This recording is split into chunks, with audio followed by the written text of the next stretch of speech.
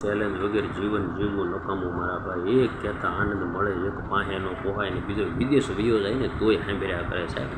એવા માણસોની જરૂર છે. બાકી બહુ ગરમ ઘાંટીએ હાટું બીજા વાહે આટા મારે એનું કાંઈ કામ નથી ભાઈ. મહારાણા પ્રતાપ જુઓ, શિવાજી મહારાજ જુઓ, સંભાજી મહારાજ જુઓ, સંત એકનાથ જુઓ, ગુરુ ગોરખનાથ જુઓ, બજરંગદાસ બાપા પગદાણાવાળાના ચરણોમાં વંદન કરીએ વાલા ભક્તો. સત્તાધારમાં શામજી બાપુનું જીવન દર્શન કરીએ. વીરપુરની અંદર જલારામ બાપાનું જોઈએ સાહેબ.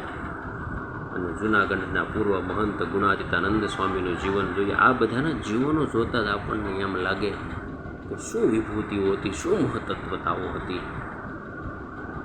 કે માય કાંગલાનું કામ નથી મારા વાલા. આ તો મર્દોની જાન છે ને મર્દોની જાનમાં જવાય મારા ભાઈ. એક વખત કહે કે 1,00,000 વખત કહે કે 1,000 વખત કહે, પણ મર્દોની જાનમાં જાય ને એ આનંદ તો ક્યારેય ન આવે. એ આનંદ તો ક્યારેય ન આવે મારા ભાઈ. જેથી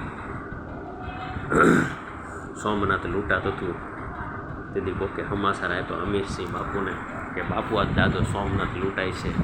ત્યારે આ બાજુ રાણીવાસમાંથી હમાસર આવ્યા હતા કે બાપુ આપણે ઘેર દીકરાનો જન્મ થયો છે. તો બાપુ કે હવે દીકરાનું મોઢું જોવા નથી રોકાવું.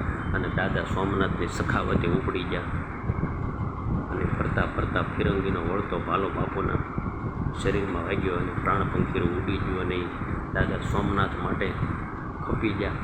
આજે દાદા સોમનાથની ધજા ચડાવે ને ત્યારે અમીરસિંહ બાપુના ચરણમાં સ્પર્શ કરાવીને પછી ચડાવે છે. આજે એ પરંપરા આજે પણ હેલી આવે છે. આ બધું ક્યારે થાય તો કે એમણે બલિદાનો આપ્યા હોય, એમણે જીવન રેડી દીધા આખાને આખા. અહીંયા આ ઘટના ઘટીથી બાપુ વોટે બેસીને વાતો કરીને પછી બીજાને વાયદા આપીને ન દેખાવું, એ વસ્તુના આ દુનિયા નથી યાદ કરતી. એના માટે માથે આપ્યા.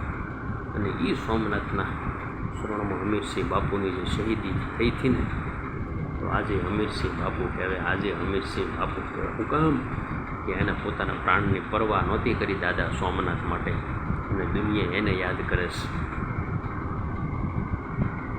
અમારે કળસા કાંધા દાદા ગાયોની વારે ચડ્યા અને ગાયોને બસાવવા દાદાએ પોતાનો પ્રાણ આપી દીધા સાહેબ. આજે દાદા પ્રગટ પૂંજાય છે, પ્રગટ પૂંજાય છે. એમને નથી પૂંજાતા, કાંઈક કર્યું છે, કાંઈક મૂળમાં પડ્યું છે સાહેબ. ત્યારે આ ઘટનાઓ ઘટી છે.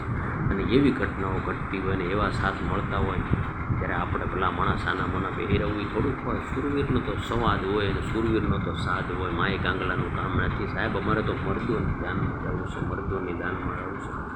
એવી બધી વાતો લઈને આ સાહેબ મેદાને પીડ્યા હોય. એનો સાંભળતું કેમ ગમે.